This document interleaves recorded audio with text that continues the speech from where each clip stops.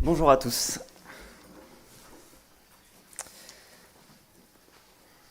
Et ce matin, je voulais commencer par vous poser une question. Selon vous, quel serait le signe, le symptôme le plus inquiétant par rapport à Dieu? Qu'est-ce qui serait le plus inquiétant dans notre relation à Dieu? Je me suis moi-même posé la question et je me suis dit, ce qui serait le plus inquiétant, c'est peut-être quelqu'un qui se met à ne plus croire du tout en Dieu. Peut-être que ce serait quelqu'un qui se met à se conduire complètement à l'opposé de ce que Dieu enseigne, de ce que Dieu demande. Mais en y réfléchissant un petit peu et en étudiant le texte qu'on va lire ce matin, je me suis rendu compte qu'il y avait quelque chose de bien plus dangereux en fait. Ce qu'il y a de plus dangereux, c'est en fait d'être suffisamment proche de Dieu, d'être juste suffisamment obéissant pour croire que tout va bien, alors qu'en fait, il y a un gros problème de fond. Et je pense que c'est exactement ce que ce texte nous montre au sujet de Saül. Saül, ça fait plusieurs semaines qu'on le suit. C'est un personnage un petit peu particulier. Il y avait quelqu'un dans l'église qui disait qu'il avait du mal à cerner Saül. Saül, c'est un personnage qui est ambigu. On ne sait pas trop dans quelle case le mettre. Et c'est précisément parce que Saül, c'est pas quelqu'un qui rejette Dieu frontalement. C'est quelqu'un qui est suffisamment proche pour croire que tout va bien, mais en même temps suffisamment éloigné pour qu'il y ait un vrai problème de fond. Et ce qu'on va voir ce matin dans ce chapitre 15 de 1 Samuel, c'est que, en fait, les compromis que Saül fait par rapport à Dieu, ça nous révèle qu'il a un cœur qui est profondément rebelle vis-à-vis de Dieu. Donc je vous invite à ouvrir votre Bible dans 1 Samuel au chapitre 15. Si vous n'avez pas de Bible, vous pouvez en prendre ou suivre avec votre voisin. Donc 1 Samuel au chapitre 15, et je vais lire l'ensemble du chapitre. 1 Samuel 15. Samuel dit à Saül, « C'est moi que l'Éternel a envoyé pour te consacrer par onction comme roi sur son peuple, sur Israël. Écoute donc les paroles prononcées par l'Éternel. Voici ce que dit l'Éternel, le maître de l'univers. Je me souviens de ce que les Amalécites ont fait à Israël lorsqu'ils lui ont barré le chemin à sa sortie d'Égypte. Va maintenant frapper les Amalécites, vouer à la destruction tout ce qui leur appartient. Tu ne les épargneras pas et tu feras mourir hommes et femmes, enfants et bébés, bœufs et brebis, chameaux et ânes. » Saül convoqua le peuple, le passa en revue à Télaïm. Il y avait 200 000 fantassins ainsi que 10 000 hommes de Juda. Saül marcha jusqu'à la ville d'Amalek et plaça une embuscade dans la vallée. Il dit aux Kéniens, « Partez, retirez-vous, quittez les Amalécites, afin que je ne vous fasse pas subir le même sort qu'à eux. En effet, vous avez fait preuve de bonté envers tous les Israélites lorsqu'ils sont montés d'Égypte. » Les Kéniens se retirèrent alors du milieu des Amalécites. Et Samuel porta des coups à Amalek, depuis Havila jusqu'à Shur qui fait face à l'Égypte. Il captura Agag, roi d'Amalek, vivant, et il voua à la destruction tout le peuple en le passant par le fil de l'épée. Mais Saül et le peuple épargnèrent Agag, ainsi que les meilleures brebis, les meilleurs bœufs, les meilleures bêtes de la seconde portée, les agneaux gras et tout ce qu'il y avait de bon. Ils ne voulurent pas le vouer à la destruction. En revanche, ils exterminèrent tout ce qui était sans valeur et chétif. Alors l'Éternel adressa la parole à Samuel. « Je regrette d'avoir établi Saül pour roi, car il se détourne de moi et n'accomplit pas mes paroles. » Samuel fut irrité, et il cria à l'Éternel toute la nuit. Il se leva de bon matin pour aller à la rencontre de Saül. On vint lui dire, Saül s'est rendu à Carmel et s'est érigé un monument. Puis il est reparti, passant plus loin, et descendu à Gilgal. Samuel se rendit vers Saül, et Saül lui dit, « Béni soit l'Éternel, j'ai accompli la parole de l'Éternel. » Et Samuel dit, « Mais qu'est-ce donc que ce bêlement de brebis et ce mugissement de bœufs que j'entends ?» Et Saül répondit, « Oh, ils les ont amenés de chez les Amalécites, parce que le peuple a épargné les meilleures brebis et les meilleurs bœufs, afin de les offrir en sacrifice à l'Éternel, ton Dieu. Le reste, nous l'avons voué à la destruction. Arrête! Je vais te révéler ce que l'Éternel m'a dit cette nuit. » Saül lui dit, « Parle. » Et Samuel dit, « Alors que tu étais petit à tes propres yeux, n'es-tu pas devenu chef des tribus d'Israël? L'Éternel ne t'a-t-il pas désigné par onction pour que tu sois roi sur Israël? L'Éternel t'avait envoyé en disant « Va vouer à la destruction ces pécheurs que sont les Amalécites. Tu leur feras la guerre jusqu'à ce que tu les aies exterminés. Pourquoi n'as-tu pas écouté l'Éternel? Pourquoi t'es-tu jeté sur le butin et as-tu fait ce qu'il désapprouve ?» Et Saül répondit à Samuel « J'ai écouté l'Éternel. J'ai suivi la voie où il m'envoyait. J'ai ramené Agag, roi d'Amalek. J'ai voué les Amalécites à la destruction.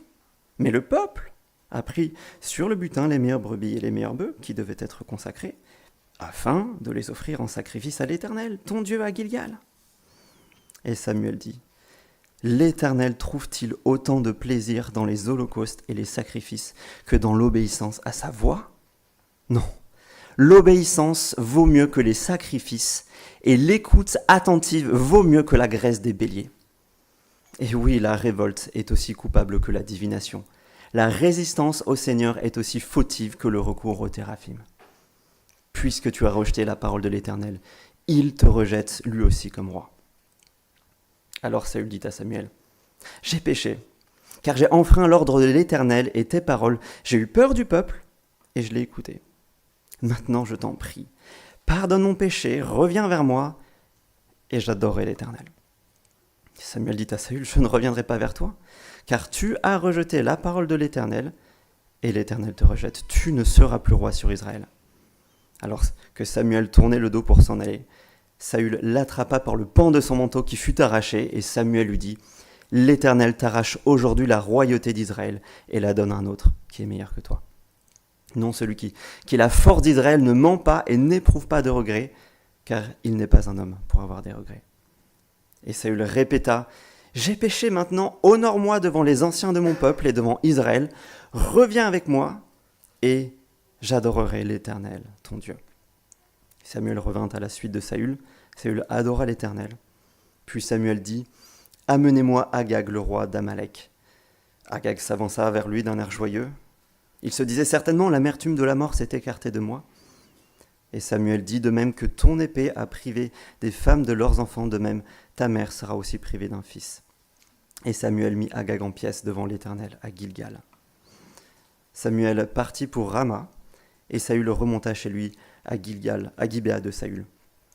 Samuel n'alla plus voir Saül jusqu'au jour de sa mort. En effet, il pleurait sur lui, parce que l'Éternel regrettait de l'avoir établi roi d'Israël.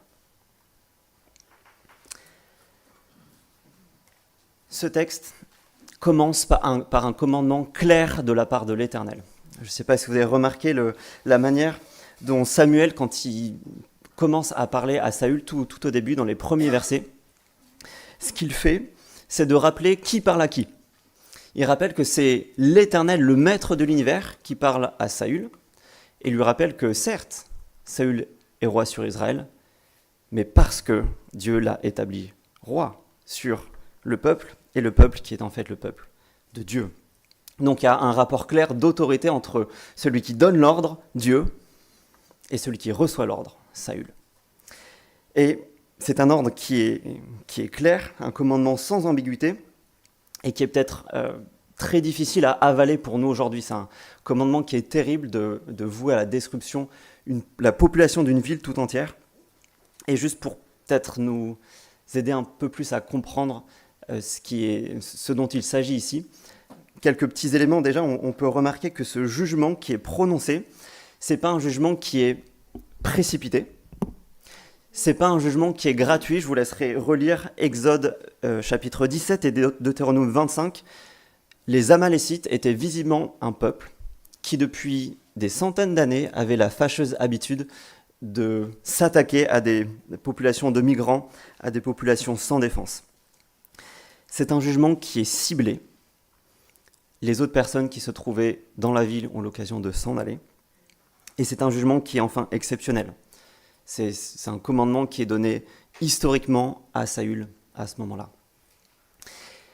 Et il faut aussi se rappeler que ce type de jugements, qui sont terribles et qui se trouvent dans la Bible, sont en fait des sortes de prévisions et d'aperçus d'un jugement qui va venir. C'est des sortes de bandes-annonces, en fait. Quand vous voyez une bande-annonce d'un film qui n'est pas encore sorti, ça se trouve, le film, il n'a même pas fini d'être tourné, mais les quelques images qui vous sont données vous permettent d'avoir un aperçu de ce que vous allez voir quelques années plus tard. Et c'est la même chose ici. Ce jugement-là, c'est en fait un aperçu de ce qui arrivera à la fin des temps quand Dieu reviendra pour juger les extrémités de la terre. Et c'est certes choquant, c'est le but, mais c'est aussi un message qui est, je pense, réconfortant. Et réconfortant notamment pour ceux parmi nous qui ont subi des injustices. J'étais complètement choqué cette semaine de lire quelques statistiques sur le fait qu'en France, en tout cas, il y a moins de 3% des plaintes pour agression sexuelle sur mineurs qui donnent lieu à une condamnation. Moins de 3%, et c'est que dans le cas où il y a des plaintes qui sont déposées. Mais ce que ce texte nous apprend, c'est que Dieu, lui, il n'oublie pas. Et qu'un jour ou l'autre, les agresseurs, peut-être que même sur terre, ils termineront leur vie bien au chaud, mais un jour, Dieu, lui, fera justice. En tout cas, le commandement est donné à Saül, et maintenant, comment est-ce que Saül va réagir ? Et ce que fait Saül, verset 7, il obéit. Il obéit, verset 7, il prépare et réunit toute son armée, il attaque, et il obéit aux commandes de l'Éternel, presque, jusqu'à un certain point. Parce qu'il attaque cette ville, il voue tout ce qui est chétif, ou tous les êtres humains à la destruction, sauf ce qui est meilleur. Et je pense que là, on a le cœur du message ici, le cœur du problème, c'est qu'en fait, Saül n'est pas en train de faire une désobéissance frontale à l'Éternel. En gros, Saül n'est pas en train de nous faire une Jonas. Saül n'est pas en train de refuser de courir à l'opposé de ce que Dieu dit. Saül est en train d'obéir jusqu'à un certain point. Saül est en train de faire ce qu'on appelle un compromis. Et ce qu'il y a de bien plus dangereux avec un compromis qu'avec une désobéissance, c'est que Saül, il peut dormir sur ses deux oreilles. Saül, il a l'impression que tout va bien. Saül, il ne se pose pas de questions, il ne pense pas qu'il y a un quelconque problème, ni vis-à-vis de sa conscience, ni vis-à-vis de Dieu. Et en fait, Saül et le peuple, ils sont en train de faire quelque chose qu'on essaie tous plus ou moins de faire. On essaie de ménager ce que Dieu est en train de nous dire et notre propre intérêt. On essaie de garder ce qu'il y a de meilleur pour nous et pour notre vie et de ménager ça avec ce que Dieu nous demande de faire. On fait un compromis entre la volonté de Dieu et notre propre volonté. Et ça, c'est un comportement qui est profondément dangereux parce qu'on ne se rend pas compte qu'il y a un problème. Et là où c'est pas de chance pour Saül, c'est que Dieu n'est pas dupe. Donc dans les versets 1 à 9, on avait vu qu'en fait, Saül, il est en train de faire un compromis qui est coupable. Et maintenant, dans les versets 10 à 23, on va voir, en fait, qu'est-ce que ce compromis, il nous révèle sur le cœur de Saül. Qu'est-ce que Saül pense, comment est-ce que Saül voit les choses. Et Dieu envoie Samuel confronter Saül. Et là, on assiste à une scène. Moi, en lisant ça, je ne savais pas s'il fallait rire ou pleurer. Parce que Saül, il est pris en flagrant délit. Il y a tout le troupeau qui est derrière lui. Samuel arrive et Saül, il nie tout en bloc. Et pire que ça, il essaie même de paraître spirituel. Et c'est frappant, en fait, Saül, il a toute l'attitude et le vocabulaire du chrétien spirituel. « Béni sois-tu de l'Éternel ! J'ai obéi, j'ai accompli la parole de l'Éternel. » Saül, il a les excuses spirituelles. Ouais, on a épargné des choses, mais c'était, attention, pour les offrir à l'Éternel. C'était pour Dieu, en fait, qu'on a fait tout ça. Et puis Saül, il est aussi le bouc émissaire parfait. Vous pouvez regarder verset 15. À cause de qui est-ce que c'est tout ça ? En fait, qui agit ? C'est le peuple qui a épargné tout ça. Et encore verset 21. C'est le peuple qui a pris sur le butin les meilleures brebis, les meilleurs bœufs, etc. À un tel point qu'on se demande si Saül n'a pas oublié qu'il était roi sur le peuple et qu'il était censé avoir un tout petit peu d'autorité. Et donc là, on se rend compte que Saül, qui était établi roi sur Israël, dans le but de faire sortir Israël de la spirale sans fin de désobéissance, en fait, il se tire vers le bas avec le peuple. Saül, en fait, il est exactement comme le peuple. Et face à tout ça, on peut se demander quelle vision de Dieu avait Saül.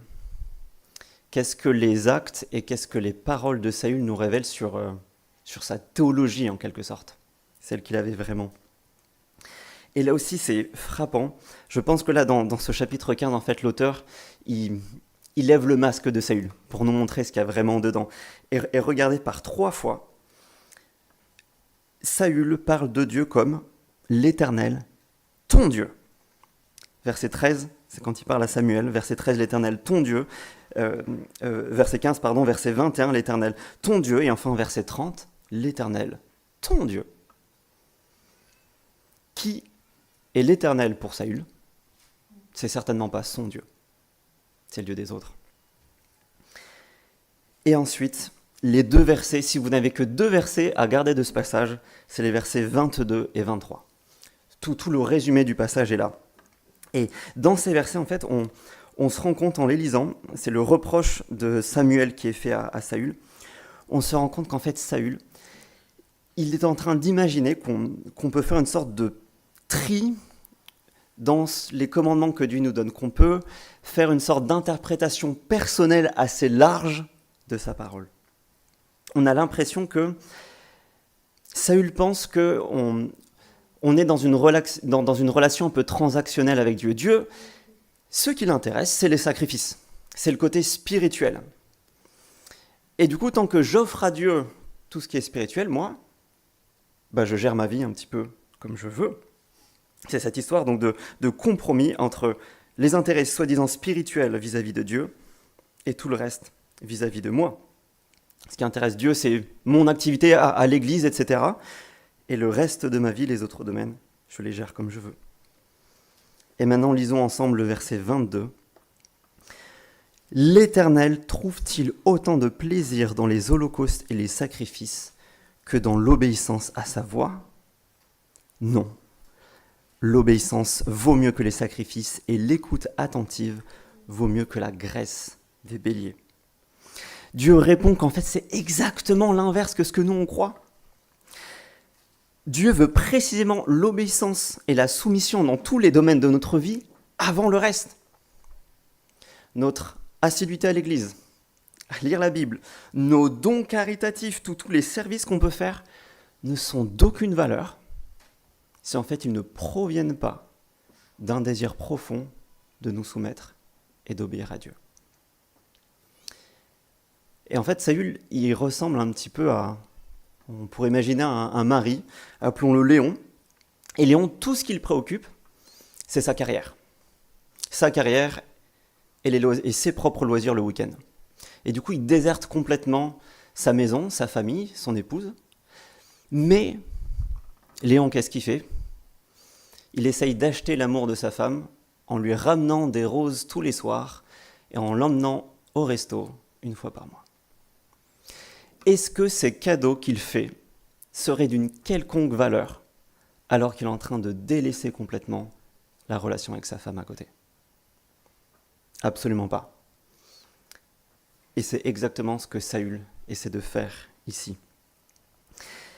Et encore une fois, il est aussi assez frappant dans ce passage la manière dont l'auteur met en parallèle la relation donc, de Saül à la parole de Dieu et la relation de Saül à Dieu lui-même. Ça se voit notamment dans le verset 10, où on voit, c'est Dieu lui-même qui parle et qui est en train de dire que Saül se détourne de Dieu et n'accomplit pas sa parole.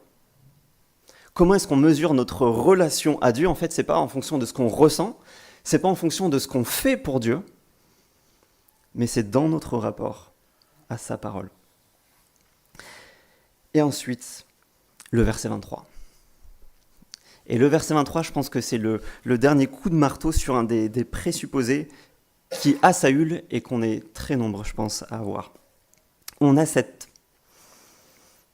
sorte de pensée qu'il y a 2 catégories de personnes. Il y a ceux qui rejettent complètement Dieu et son autorité, Je pourrais les appeler les Jonas. Ceux, quand Dieu dit quelque chose, ils courent à l'opposé. Et il y a les autres, ceux qui font de leur mieux. Parce qu'après tout, personne n'est parfait. Et du coup, nous, on fait un peu tous partie de cette catégorie. On se dit, je sais que ma vie, elle n'est pas parfaite. Je sais qu'il y a des trucs qui ne vont pas par rapport à Dieu, mais je fais rien de très grave. Et du coup, ça va aller. Pourtant, regardez bien le verset 23. La révolte, qui dans le contexte revient à dire ne pas écouter complètement ce que Dieu dit, est aussi coupable que la divination. La résistance au Seigneur, ce qui dans ce contexte veut dire ne pas avoir respecté pleinement la parole de l'Éternel, est aussi fautive que le recours au téraphim. Là, Samuel il est en train de mettre en parallèle le fait de ne pas se soumettre complètement à Dieu, le fait de faire un compromis, même si c'est un petit compromis, avec le fait de rejeter complètement Dieu par de l'occultisme, ce qui était à l'époque puni de mort. En gros, entre le petit compromis qui ne paraît pas bien grave et la grosse désobéissance, il n'y a pas tellement de différence. En fait, les deux révèlent exactement la même chose derrière. Un cœur en révolte contre Dieu. Assumer peut-être une petite désobéissance dans sa vie, un petit compromis, ça revient exactement à la pire des révoltes contre Dieu, exactement à la même chose. Et voilà de la situation dans laquelle est Saül. Et voilà pourquoi je disais que ce passage, je pense qu'il nous révèle qu'est-ce qu'il y a vraiment à l'intérieur. Dans ce passage, en fait, on se rend compte que le roi est nu, que en fait, Saül, c'est une coquille vide spirituelle. Il est exactement comme le peuple. Il n'a aucune relation réelle avec Dieu. Il essaie juste d'utiliser Dieu pour ses propres moyens. Donc on avait vu le compromis coupable de Saül, versets 1 à 9. Là, versets 10 à 23, on avait vu ce que ça révèle sur sa relation à Dieu, qui est absolument inexistante. Et maintenant, on va voir rapidement les conséquences de ce compromis dans les versets 23 jusqu'à la fin. Quelles sont les conséquences d'un compromis qui pourtant est pas si grave que ça en apparence? Les conséquences, en fait, l'auteur il nous les avait déjà données dans le chapitre 12. Vous pourrez le relire chez vous, mais l'auteur il avait été clair que pour le peuple et pour le roi, s'il n'y avait pas d'obéissance à la parole, eh bien Dieu rejetterait le peuple et le roi. Et c'est ce qui est en train de se passer. Saül, en fait, il n'était légitime comme roi sur Israël que dans la mesure où il se soumettait à Dieu, au vrai roi. Et là maintenant, il est rejeté.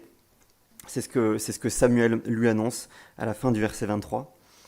Et dans le verset 29, il annonce que c'est un rejet qui est définitif. Dieu n'éprouve pas de regrets, car il n'est pas un homme pour avoir des regrets. Et peut-être qu'il y en a parmi vous qui se grattent un petit peu la tête en remarquant que, un petit peu plus tôt dans le passage, un petit peu plus tard, l'auteur indique que Dieu a regretté.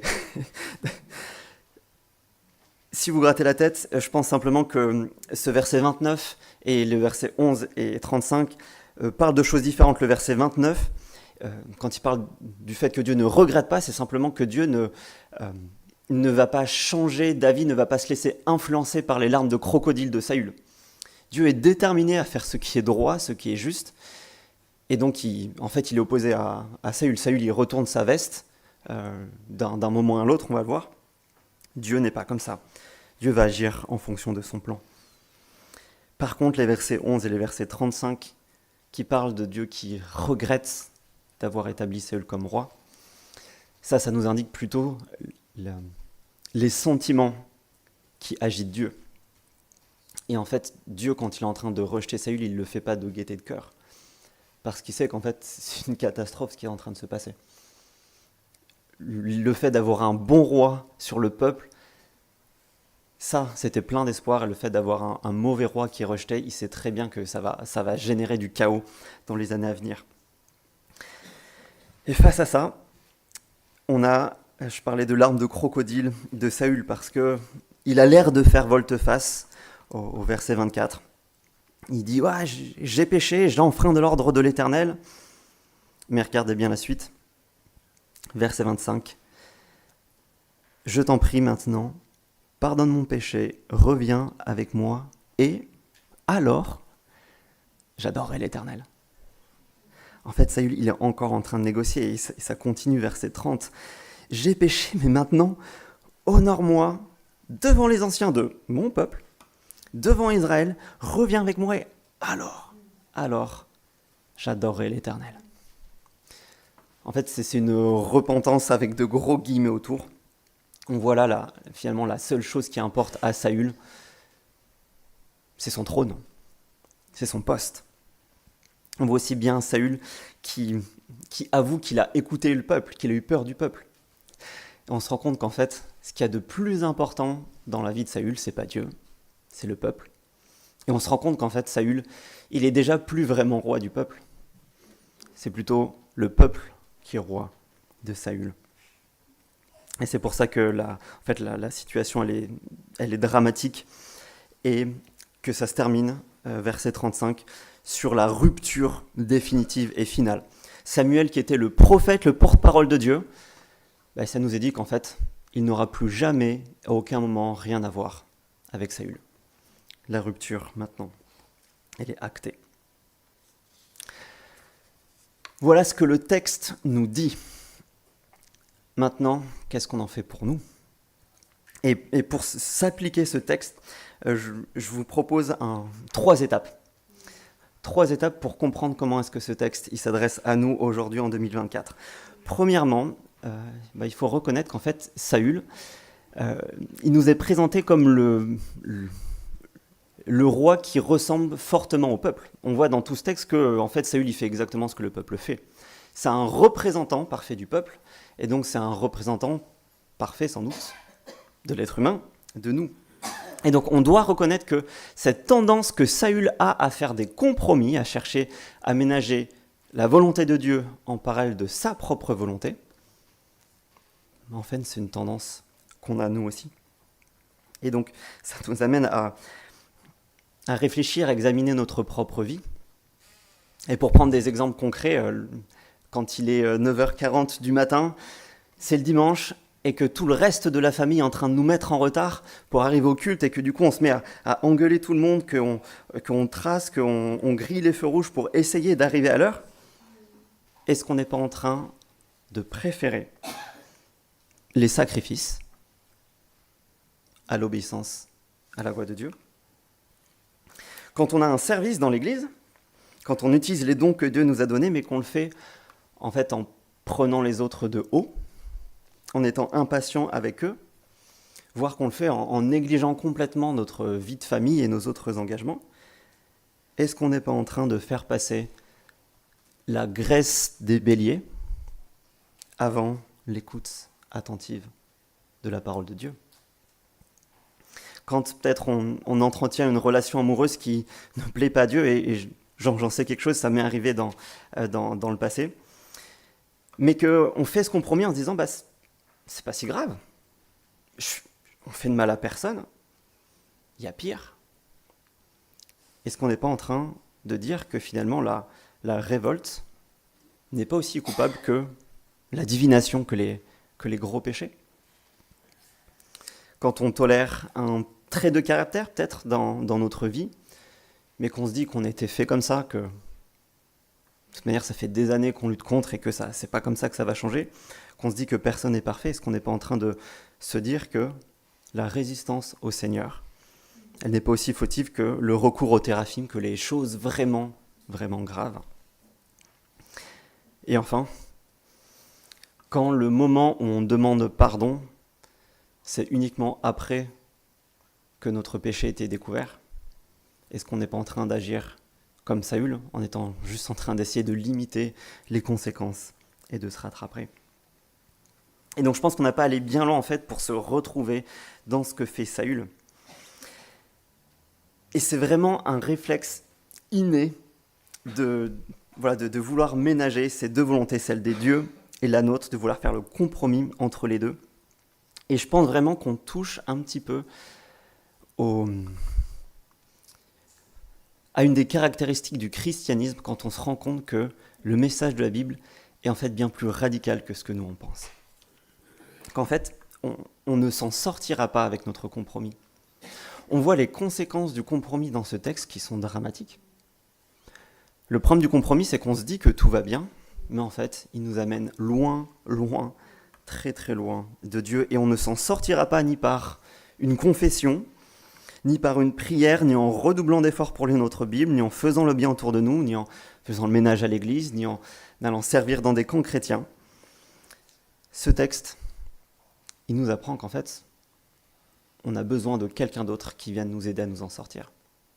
Ça, c'est la deuxième étape, en fait, c'est de se rappeler que Saül, il est roi, qu'il était censé aider le peuple à se sortir du compromis, et que ça n'a pas marché.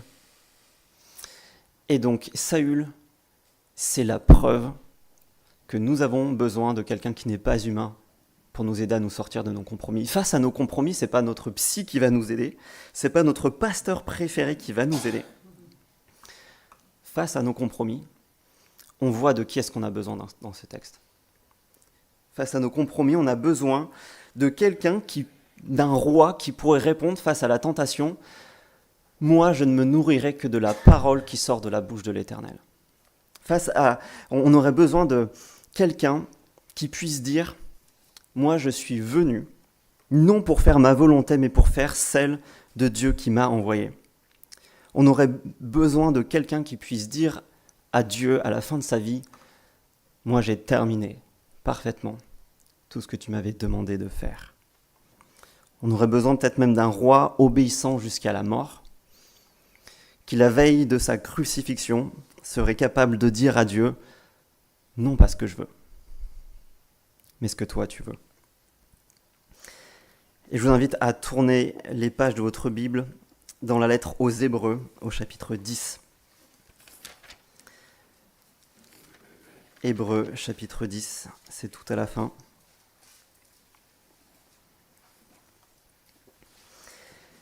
Et l'auteur de cette lettre aux Hébreux s'adresse à des personnes qui sont tentées par quoi ? Par le compromis. Qui, à cause de la pression sociale, etc., sont tentés de compromettre leur foi. Et que fait l'auteur de cette lettre ? Il leur parle de Christ. Et voici comment est-ce qu'il en parle. Hébreux chapitre 10, verset 8. Christ a d'abord dit à Dieu, « Tu n'as voulu et tu n'as accepté ni sacrifice, ni offrande, ni holocauste, ni sacrifice pour le péché, qui pourtant sont offerts conformément à la loi. » Et ensuite, Christ a déclaré, « Me voici, je viens, ô Dieu, pour faire ta volonté. » Vous voyez le contraste. Saül qui n'a jamais réussi à se sortir du compromis, à faire la volonté de Dieu. L'auteur aux Hébreux nous dit, il y en a un qui l'a fait. C'est Christ. Et d'après l'auteur de cette lettre, en fait, ce que Christ a fait, ça nous permet de sortir du compromis. Ça nous permet premièrement d'être pardonnés, d'être purifiés de notre compromis, verset 10. C'est en raison de cette volonté que nous avons été rendus saints par l'offrande du corps de Jésus-Christ une fois pour toutes. Nous pouvons être pardonnés de nos compromis. Nous pouvons échapper d'être rejetés de Dieu. Nous pouvons faire preuve d'une vraie repentance. Regardez verset 22. « Approchons-nous donc avec un cœur sincère, une foi inébranlable, le cœur purifié d'une mauvaise conscience et le corps lavé d'une eau pure. » On peut s'approcher de Dieu. On peut aller lui demander pardon, pas juste pour essayer de rattraper le coup, mais parce qu'on a un accès auprès de lui. On n'est pas en train de négocier avec Dieu parce que Christ l'a déjà fait. Et enfin, une autre conséquence de ça, verset 24. « Maintenant, veillons les uns sur les autres pour nous inciter à l'amour et à de belles œuvres. » D'après l'auteur de l'Épître aux Hébreux, l'obéissance de Christ, non seulement elle nous pardonne de notre désobéissance, mais elle nous permet d'obéir, elle nous permet de mener une vie sans compromis, de renoncer au compromis. Et c'est comme ça en fait qu'il termine sa lettre. On peut encore tourner quelques pages, aller au chapitre 13. Et au verset 21, l'auteur dit « Que Dieu vous rende capable de toute œuvre bonne pour l'accomplissement de sa volonté et qu'il fasse en vous ce qui lui est agréable par Jésus-Christ, à qui soit la gloire au siècle des siècles. Amen. » Et je vous invite à prier avec moi. Éternel, je te remercie parce que ta parole, on le voit encore ce dimanche, elle est une épée qui vient discerner ce qu'il y a au fond de nous. Et on te remercie d'avoir permis que cet exemple, ce contre-exemple plutôt de Saül, il nous soit donné pour qu'on puisse s'y reconnaître les compromis qu'on est amené à faire dans nos vies. Et je te prie maintenant que tu nous aides à réaliser que ce que Christ a fait, à la fois ça nous permet d'avoir le privilège d'être pardonnés de nos compromis, mais ça nous donne aussi le privilège de renoncer aux compromis et d'être en train d'imiter Christ qui a mené cette vie parfaite devant toi, sans aucun compromis. Et donc ma prière pour nous tous ici cette semaine, c'est qu'on puisse identifier là où il y a peut-être encore du compromis dans nos vies, et que tu nous fasses réaliser le privilège que c'est de pouvoir y renoncer. Et on te prie de nous en donner la force par ton Saint-Esprit. Amen.